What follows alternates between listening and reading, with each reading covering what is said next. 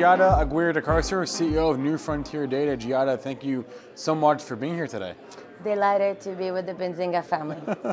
So you just got done with the Global Markets panel. You are, of course, a global cannabis company. So give us the macro, and then we'll get more specific, but the macro overview on where things stand in the global markets right now in cannabis.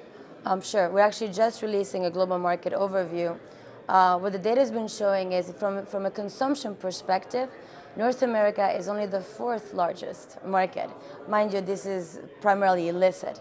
Asia is number one, Latin America is number two, Africa number three, North America number four, which contextualize where the opportunities are.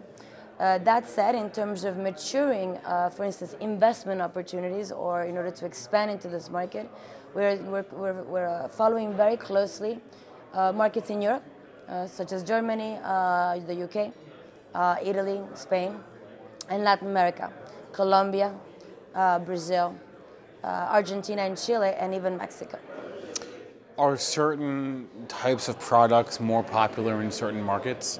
When you say China is the biggest one, what types of products? A very good question. So, candidly, China is the largest hemp producer in the world. They have two provinces that have been cultivating hemp for textile use for probably, I would say, 3 to 4 decades, so very experienced. And they're currently sort of looking at potentially extracting CBD and entering the CBD market. But from a global perspective, you have to think medical. The only other country that's currently looking at legalizing adult use is New Zealand. And which markets are you would say hungriest for capital at this point right now? Everyone is hungry for capital. Everyone is hungry for capital. We're hungry for capital. Show me the money.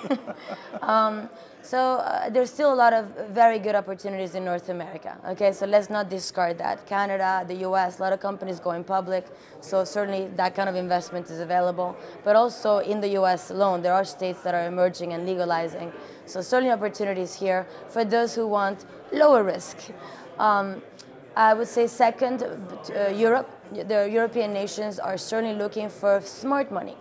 They are looking at North American companies to come in, just not write a check, but actually bring know-how and infrastructure, ideally in partnership with local players. So Germany and the UK, I would put on the front line of that, followed closely by Italy and Spain, where things are emerging.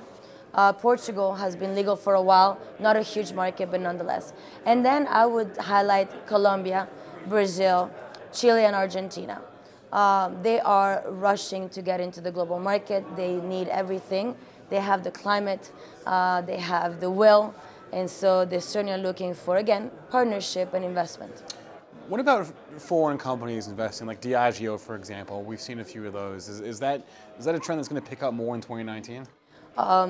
At New Frontier Data, we cannot actually give advice on companies. Okay. I can give you market trends. Well, yeah, I didn't mean them specifically, but just generally speaking, about the trend of foreign companies. Well, what we've seen is, so between 2015 and 2017, there were over 1,000 deals valued at about between $5 and $6 billion. 2018 alone, with the entrance of pharma and alcohol, we're looking at a deal value globally about 13 billion. And the two deals that led that and doubled it were basically Constellation and Ultra.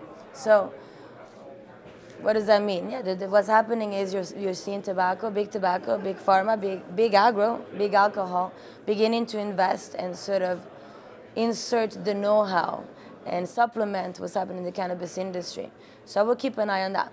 If you're in the public market, that's what I would, sort of pay attention to. And the private market is going to be a little bit difficult, given that no one has a crystal ball. All right, Giadha Aguirre de Carcer, thank you so much for coming. Such a pleasure. Thank you for having me.